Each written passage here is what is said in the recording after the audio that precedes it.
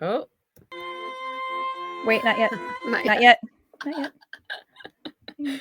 We're live, right? We're not live yet. Why does it say live?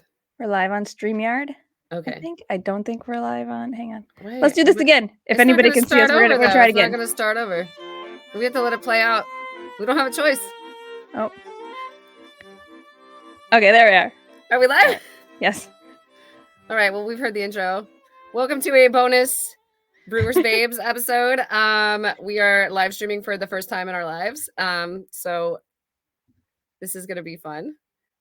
We put out a great episode on Thursday that I'm very proud of. I think it sounds great. We had a lot of cool stuff to say. And then we realized on Friday, we woke up Friday morning and we're like, you know what? I have more shit to say. And so we're here to say some more shit about the things that we didn't touch on for long enough in the episode that came out on Thursday. So thanks for being here to watch us. If anybody's here, we don't know. We can't tell. We don't know how this works. Hope you're seeing us. I hope we're live.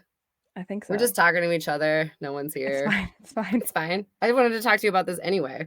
I know. So part of the reason we decided to do this was because you saw something that just made you very mad. Yes. You're like, I need to retract everything I said in our episode. I want to take back everything I said about how I support this obstruction rule because this is madness. All right, let's talk about it. Okay, yeah, let's talk about it. So on Thursday, if you haven't listened to it yet, you can go back and listen to it. There's a rule on the books. It's been on the books forever. This is just they're going to start more heavily enforcing obstruction of bases. So infielders can't get down and put their whole leg in front of a base if a runner is trying to advance to second or third. So it mostly applies to second and third baseman. We did talk about how it also, if there's a pickoff attempt and the first baseman obstructs the base, then the runner is awarded second. So it's all infielders. It has to do with, like we talked about, there's a rule about not blocking home plate to prevent collisions at the plate. There's the Utley rule that prevents base runners from sliding into infielders to break up double plays. And now this is just like a rule that's always been there about not obstructing the base so that runners can get there. And part of it is that there were player injuries last year when runners were trying to slide, hands first into second and breaking their fingers on the leg of an infielder who maybe didn't even have the ball instead of being able to slide into the base. And also because the whole MLB wants more stolen bases. They got bigger bases for a reason. They limited the pickoff attempts for a reason. And so like MLB wants more stolen bases and this is going to do that. And I was like, you know what? If players are going to be safer, if we're going to see more scrappy small ball, I'm all for it. But then the other day in spring training, the Mets were playing the Tigers and the runner was trying to steal second base. The throw came into Francisco Lindor, who was standing in front of the base. He's so mad. He's standing there like ready to receive the ball. He tags the runner out. This guy is feet away from the base. He may as well be halfway from first to second. Yeah. He is not even close. He's not even close to safe. Not even a little bit close. Lindor's foot, yes, is in front of the base, but it is not blocking it. He is standing there because that's where the throw came. He had to stand there to receive the ball. How do you want this man to field the ball? Is he supposed to catch it and then move out of the way? He's not blocking the base. He's not blocking the base at all. So this guy is clearly out. We watched it. I have it queued up right now. I'm looking at it again. How many times have you watched it? A bunch. I watched it. Oh, I'm playing it right now. He's like even the announcers. I'm sorry, I'm watching it right now. This is insane. Like, he is not even close to safe. This is a routine caught stealing. That's it. You know what I mean? And he overturned it and awarded him the base. He's not. Can we post a picture of this on somewhere? Like, people have seen it. People have seen it. Everyone has seen it, and everyone agrees with me. He is not safe. Okay. So deep breaths here. It's a bad call. It's a bad call. Yeah, I'm mad. Do you remember how mad you were about the DH? Yeah. Do you remember how mad you were about the pitch clock? I was really mad about the pitch. Yes, I remember. We got DMs about that. We had people complaining about how mad I was about it. No, we had people complaining about how much you were swearing. How many F-bombs I was dropping. This fucking obstruction rule is fucking bullshit. I fucking hate it. Nobody fucking wants this. Two things. One, it's a very bad call, and it's a bad call because umps are exactly like cops. I'm telling you, they see like, oh, we get told to enforce a new rule, and then it's like, bam, they're on hyper alert, and they cannot stop themselves. They can't de-escalate themselves, and they don't have a actually good assessment of the situation. Like, this is what happens. It happened last year. Remember? This is exactly the same as the box. This is exactly the same as the box last year. They're like, we're gonna start reinforcing box. Doing all the box. We're gonna be like, we're gonna be really, really careful. We're gonna make sure that it's, you know, uniform. Everybody's calling box the same. No, and then we had that whole fucking episode where I don't even remember who it was. I think it was a Cubs pitcher like breathing. He took a breath and they called it a balk. This is the same thing. It's the exact same thing. Well, last year, the first game of spring training, like the first inning, I think the first pitch Manny Machado saw was the first pitch clock violation. Yep. And I was at that game and complained quite a bit about that. But also, this is what umps do, right? They overcorrect when they're told they have to enforce a new rule, and then they see it everywhere, even when it doesn't exist. Right. This obstruction rule was bullshit, and I think like it will course correct itself over time. This is the part of the game where like human error is part of the game. It's just that umps, like I said, they're like cops. They have no ability to respond. They have all ability to react. Sure. So, that's like, a really good comparison. Hopefully everything will even out throughout the year, because like otherwise, you know what you're going to have is it's such a subjective rule. It's such a subjective rule where it's like, how much of the base can you be blocking? And are we going to have to do like a strike zone or like an out zone for the side of the base where we have a little grid here where it's like, actually you had 6 inches. You know what I mean? How do you call that? And listen, so last year they banned the shift, right? There's a shift ban because they didn't want all these guys lining up on one side because, and the reason for it was they wanted to see more athleticism. They wanted to see more athletic plays. I want to see that second baseman leaping up or diving to catch that ground ball. I don't want to see the shortstop piled over on that side so that they can't hit into the gap, right? So when you think about like a play at the plate, right?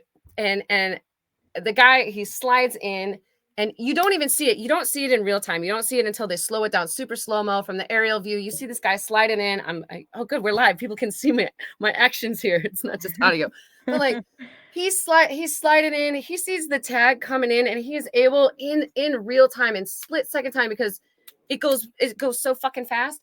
He's able to see the tag coming in and like outmaneuver the tag while still leaving his hand on home plate. You know what I mean? Like, that fucking real time athleticism and body awareness is beautiful. I mean, literally, I was texting someone earlier about this because I was mad about it. It's like ballet, dude. It is like you see the same shit in football. These guys who like they're trying to get the first down or the touchdown and they know their knees can't be down, and so they do this amazing contortion where they can get the ball over the line somehow magically without getting their knees down. And when it's happening in real time, it's so fast and you don't even realize it until you see it super slowed down. And so like, this is the kind of athleticism I love to see when someone steals a base and they're able to avoid that tag by like having this amazing, just like body awareness in every part of their body they're aware of and what exactly they're doing. They know like every single, like every toe where it is and where it needs to be. Right. That shit is beautiful and it's amazing and you love to see it. And so like being like, oh, well, he was standing in front of the bag, so we're just going to award him second base. I'm like, we're not going to reward the athleticism of a base runner who can outmaneuver a fucking tag.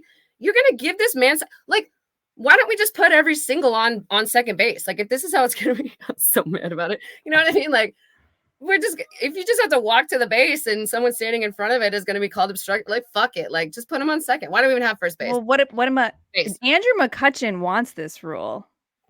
You're boo. Like, the players are saying there's too much obstruction happening. They don't want this, though. No, they don't want this. They don't want this. That's the thing. Like, they don't want what umps do. They want the actual rule that's already on the books enforced correctly. And I agree. Like, I don't want anyone getting hurt. Like, and like when they outlawed umpires standing blocking the plate, it was because of collisions. And like I watch a lot of Brewers baseball on TV. We got Bill Schroeder, who is a former catcher, and he's like, yeah, like I took a lot of fucking hits. He's like, I have black spots in my, like, I've blacked out at games. I don't remember shit because of collisions that happened. He's like, that was how it was back then and whatever, and I'm fine, but like it's better this way. It's better that these guys aren't going through the shit that I did. So like I'm all about it. And I was like, oh, collisions at the plate are kind of fun, but like no, they're not. No, they're not. We don't need them because we can have that, like, that athleticism that I was just describing. Like we don't need collisions at the plate, and we don't need collisions at the base either. But there's this. Let's check in at the All-Star break and see how much this obstruction rule has actually calmed down. Yeah, good idea. I'm just, it feels the same as the box from last year. Like we devoted an entire episode like halfway through the season last year about like this little move, like breathing, like this is, and I get it. They're supposed to crack down on it, but it's like this, how do you think this is another ploy to get robot umps?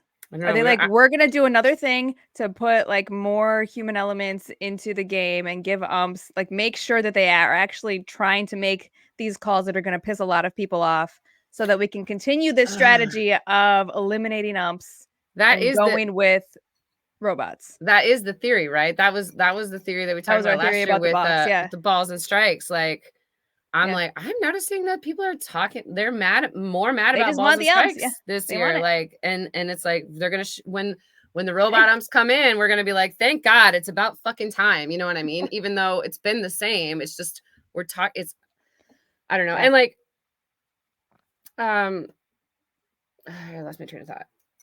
I like it for a player's safety standpoint. I don't know. I remember what I was gonna say. Yeah, they want, and the other thing is they want more stolen bases. MLB wants more stolen bases. They want to award more bases to runners. Like that, they did it last year. It worked. The bigger bases worked. The pickoff attempt, limits worked. They came back being like, hey, remember all those rule changes you hated? Look, it worked. There were more stolen bases. There were more hits, even though so many things that should have been errors are hits now. That was another thing. I don't know if we talked about it last season, but like there was a lot of players who were like, everything's a fucking hit now. Everything's a hit. There's no errors anymore. Like we're getting on base more often for all of these reasons. But like one of them is that like they're not calling errors in the same way, that they're not scoring errors in the same way that they did. This is a whole thing. Yeah. This is a whole thing. I don't know what it is, but I don't like it. I don't like the way MLB is going at all. And that brings me to the thing that I came to rant about. All right. Today. Done. Yes. Okay, look. This whole Shohei thing, I know you have not been keeping up on it because you've been very busy watching this video of Francisco Lindor over and over and over. Yeah. Okay. Very busy. So I'm gonna walk through the timeline of what the hell is going on with the Shohei thing too. Okay. Because there's some stuff that doesn't add up and some stuff that just infuriates me and just makes me like super upset. Okay. So Sunday night, a week ago tomorrow, Rob Manfred got wind of something happening with the feds investigating an illegal gambling ring that had Shohei Ohtani's name in its records. Okay, that's the part that we know. On Monday, ESPN got wind of that same thing, called up Ohtani's agent, was like, what's up? Because we found 2 wire transfers totaling $1 million with your name on it to this bookie. Yep. And then the next thing that happened was this Ohtani's crisis communications spokesperson who had just been hired, like a brand new guy, got back to ESPN and was like, Ohtani was paying off the debts on behalf of his translator, Ippei, who's also his BFF, right? The comms guy says, look, Ohtani's agent, whose name is like Nez, I think, talked to Ippei. Ippei confessed. And then Ohtani told Nez the same thing. So Ippei and Ohtani's stories meshed up, according to what the crisis comms guy told ESPN on Monday. Okay. But he says Ohtani told his agent the same thing, but we don't know if Ohtani told his agent that thing through the interpreter or not. Oh, okay. You know what I mean? Yeah. So, like, the point is the crisis comms guy tells all of this to ESPN, and they're like, we're going to need to hear it from Ippei himself.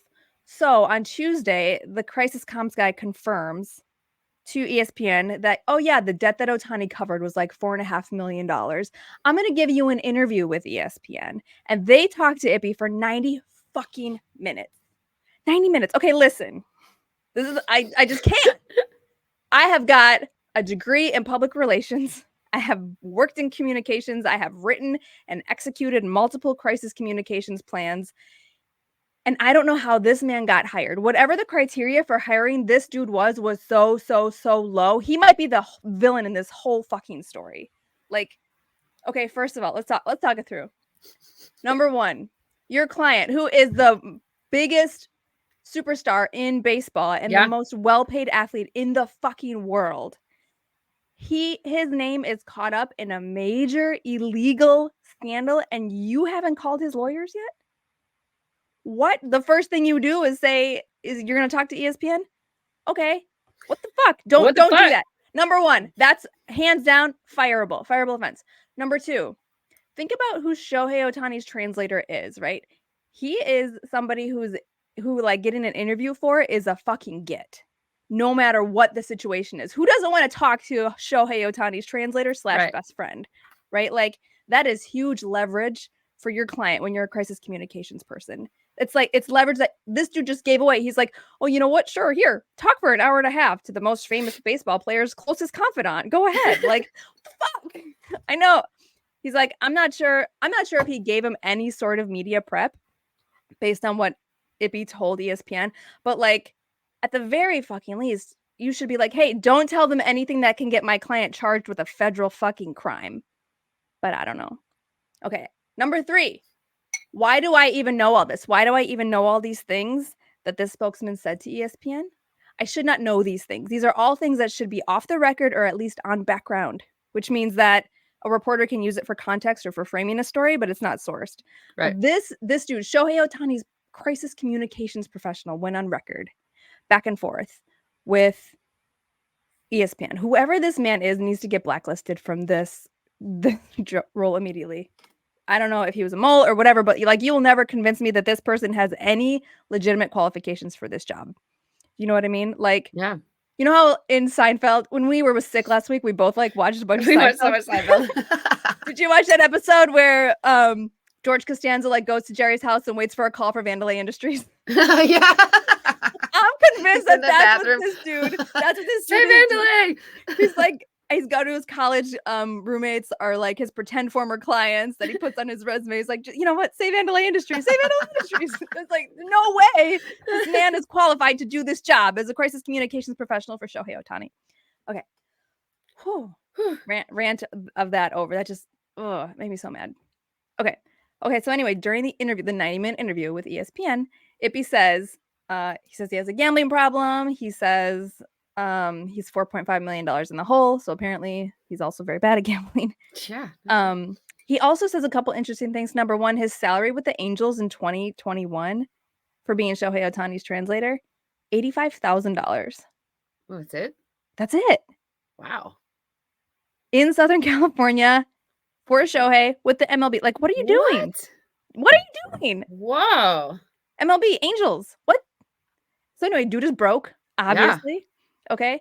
And so he says, what he tells ESPN is, he says, I had 2 choices here, right? I could go to my best friend with my tail between my legs and ask for help, even though like I'm afraid of what he says, or I can get my legs broken by a bookie. Like, those are my options right now. So he went to Shohei. He said Shohei was super upset, but said he would help. And he agreed to pay the debts.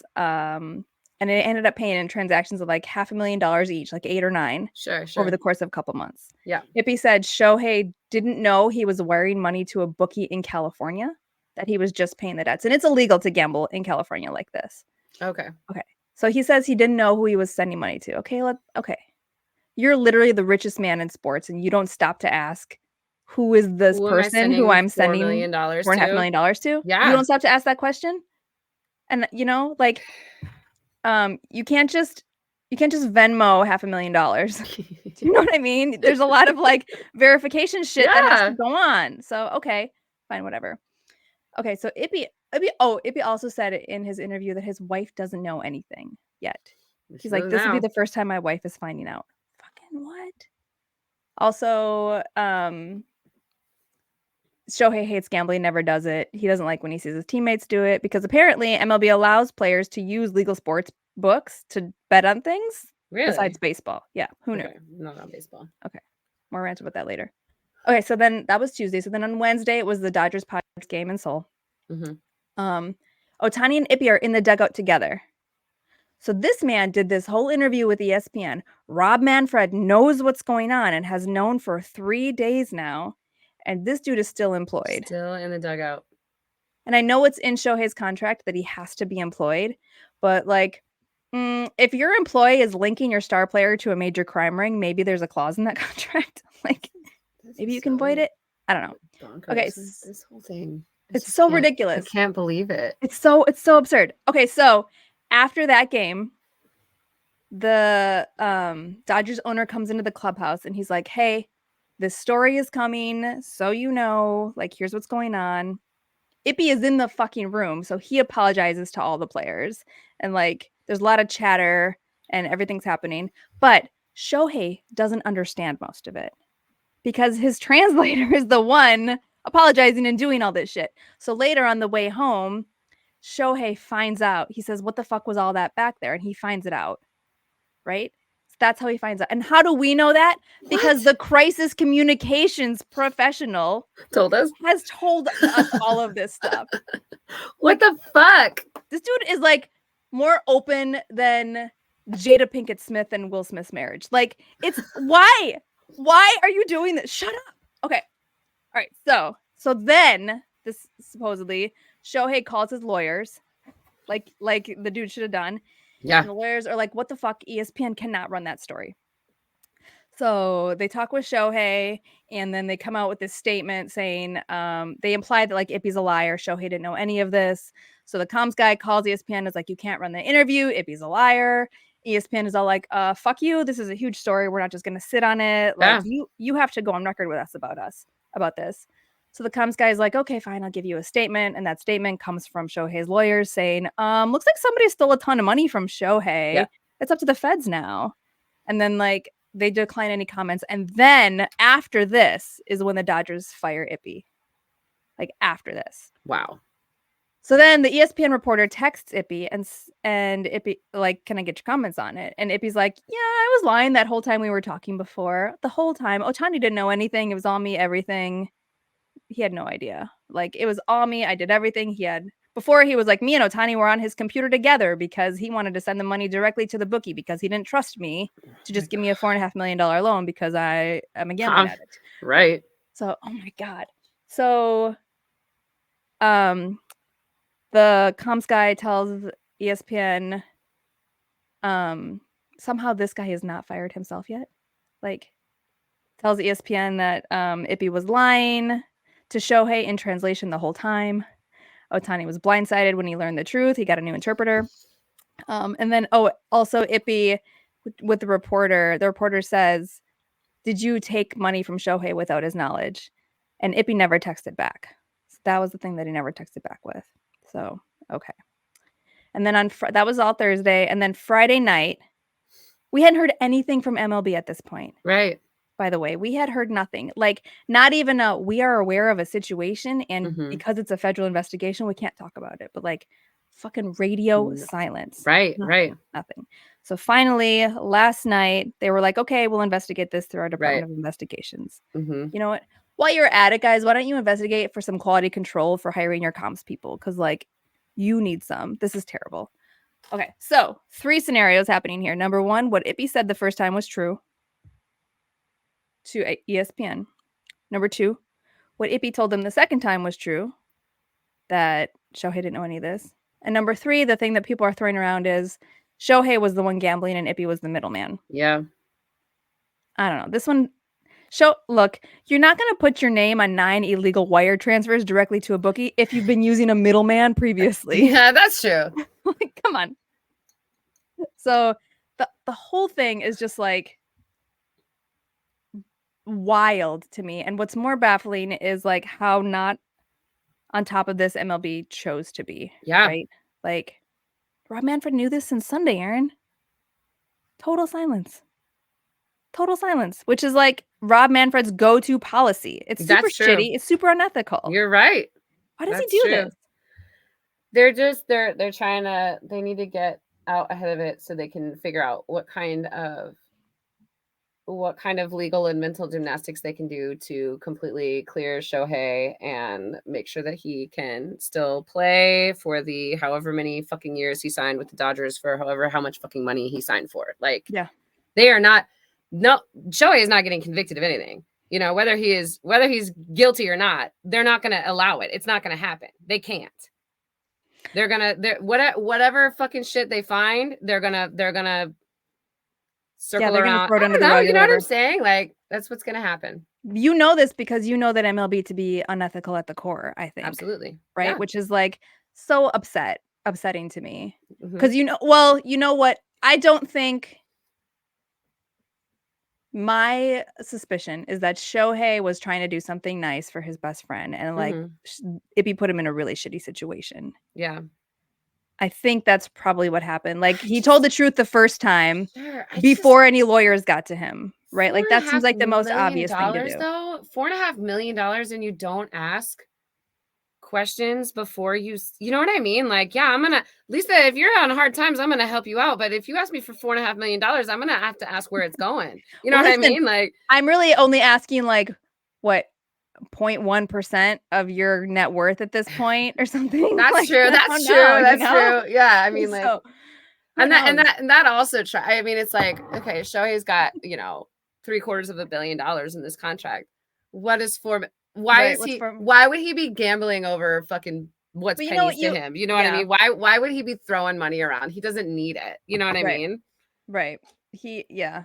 I mean, unless I don't think Shohei, like I said, I think he was trying to help out a friend, and I think his friend feels like very, very deep shame. Like we all know a person in our lives who is or was an addict. We all know the shame that comes with Yeah. it. Like I Yeah. think he, he has he's in a shitty spot right now, and I feel Mhm. really bad for him. Um, but How like are I the said, the Angels only like paying him $85,000 a right, year? That blows my 85,000. mind. Are you kidding me? That blows my mind. Super upsetting. Yeah. Super upsetting. Come on. Wow. So, but look, Rob Manfred, who knew about this since Sunday, has not yet stepped in front of a camera to talk about this, which is Mhm. like he does that, right? He just is total silence. He doesn't get in Yep. front of the media. He doesn't do anything, and it pisses me off so much. Like, mm, Rob Manfred, you are the commissioner of America's pastime. Fucking get your ass in front of a microphone and say something to us. Like, stop doing this whole thing. I Yeah. hate the way MLB is doing it, and I hate I hate how gambling on baseball has changed what baseball looks like for fans Yeah. and Yeah. how they've done it in the front office. I hate it.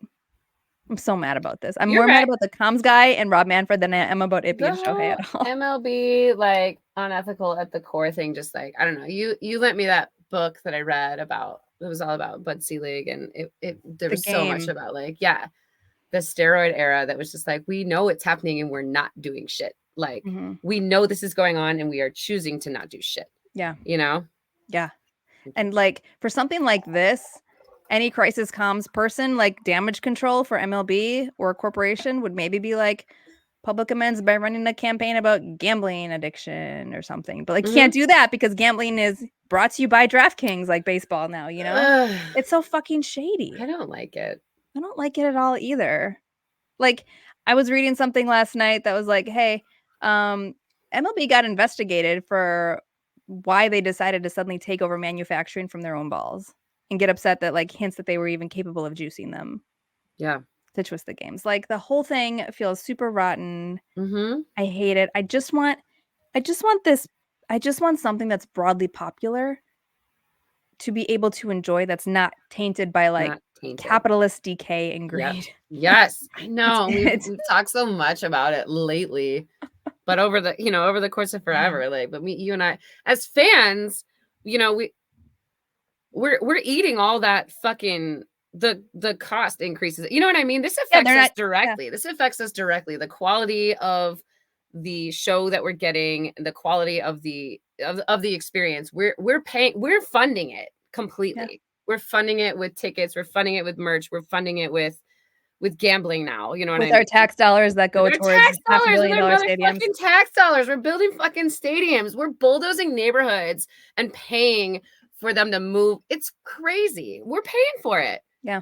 all of it. And it's yeah. Oof, I I'm think getting all mad. I think it's made baseball, like gambling itself, and I know this is unpopular, so sorry everybody, but like I have a real problem with like treating humans like property. Like Yeah. owners already treat players like assets. You know what I mean? Yep. Now fucking fans are doing it too. Like Yeah. your players are part of your diversified portfolio now, because like Yeah. you care less about how they are as a human and how they are as a person than how they're performing for you, because now you have a financial investment in whether or not this stranger that you don't know does well. Like, how long until somebody gets in a slump and some desperate fan starts making death threats to them? Oh my God. You know what I mean? Like, Yeah. I hate it. I haven't thought about how like gambling has affected that, but like there's been so many like fucking last year when the Brewers went to Pittsburgh to play the Pirates and the the fucking air was toxic. We weren't supposed to go Right. outside, and they were Andrew like, McCutcheon was like, no. he was Oh, like, yeah, no. yeah, and I was like, these are fucking people. These are human beings. These most of them are young, and they have young families. They have children. You know what I mean? Yeah. They're not fucking. You know, and everybody's like, oh, well, they make millions of dollars, so blah, blah, blah. I don't give a fuck how much you make. You shouldn't have to go outside when the air isn't safe to breathe. Right. You know what I mean? Like, I hate that shit. And like, we haven't talked about this, but Anthony Rendon, like, talking about how Oh, we like haven't talked about him we at haven't talked all. about it at all because I've been seeing it a whole bunch. And like, the thing is that like the fact that he said like baseball is not my top priority didn't look good on him as a player because he doesn't Because play of a who whole he lot is. of Yeah. games. He was like, I think the season should be shorter. I don't think we should play on in 62 games. And everybody's like, well, you're on the aisle like half the fucking season anyway. So what do you care? And he's like, well, baseball's not my priority. So like, if it Yeah. had come from a different player, I Yeah. think it would have been easier to defend that statement because it's like, my top priority is my family. And I'm like, mine fucking too. This is a job. This is a job. Baseball Right. is a job. Yeah. You're an employee. You know what I mean? And Right. like, How would you like it if somebody came down to where you worked and started betting on your performance? no shit. I didn't like it when I had to go back into schools when COVID was still fucking rampant. They were like, the Right. air's not safe to breathe. Too bad you have to go to work. Right. Same thing as fucking the Brewers the Pirates having to play in Pittsburgh when the air wasn't safe to. Oh, that was such a weird fucking time. Remember You know that? what? What the hell, dude? When I it was wasn't in safe to be Pittsburgh. inside and now it's not safe to be outside. I'm like, what are we? The world's dying. Anyway, this is taking a dark turn, Lisa. I'm on Team Rendon for that one. I know that's Same. late and like old, but like you cannot assault fans. I'm not on Team Rendon for that. But Right, he's like, right. I got 4 kids. Yeah. I'm sorry but that's what I mean when I say like fans are getting angrier and angrier at players because now they have a financial investment. Right, right. You know, that they all did. Like, Sure. okay, we're season ticket holders. Like, I have a financial investment in a way, In a but way. like I'm not going to make money or lose money than I originally intended Right. if my team If or my team or players don't player do well. But like perform a certain way, right? when you're in our society right now, which like people are struggling, people are hurting, and there you have a way to make money off of the backs of how other people perform. Like your association and your relationship with the sport and with the players fundamentally changes, and Yeah. it changes for the worse. Right. You're right. See, I haven't thought about this because I don't bet on baseball. So like this relationship that you're describing is like Yeah. not in my brain, but I'm like, shit, you know what I mean? Yeah. And like what maybe they did it because they wanted to bring new fans in or wanted to bring new people in. Maybe they did it because they wanted to find like other ways to make money for themselves in the back end. Mhm. Like I'm not going to put it past MLB to juice balls. I'm just not. No. Like fine. But baseball is fun enough and exciting enough and we Totally. don't need it. There's other Totally. things you can do to bring fans in. How about just giving us access to watching the games on TV? No Let's start fucking there. shit. Let's just fucking start there. Let's You're do right. that first. No fucking shit. That's the biggest disconnect. It's like, Right. why does no one watch baseball? You don't fucking let them. You don't can't. let them. You make it impossible Why are to you watch. watching And then you sit here baseball? and wonder, like, should we shorten the game? Should we make the bases bigger? Should we let them bet? How about let us watch the fucking game? Right. Let us How watch. about give us access? Oh, How about you know what? I take ESPN2 at this point. I was watching ESPN2 the other day and it was like a cornhole tournament.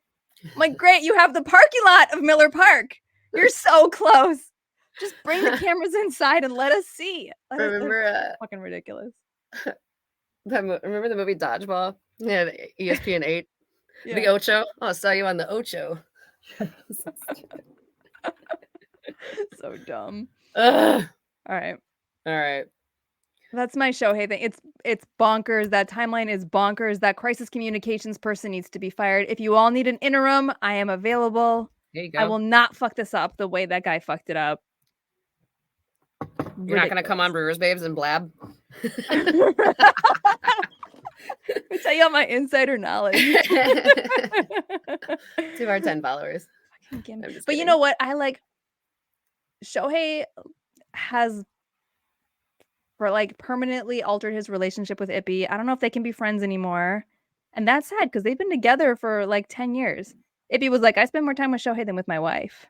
Man. They're together for everything. He's walked him through his entire career. And now just to give that up because no matter what the situation is, y'all are fucked now. Yeah.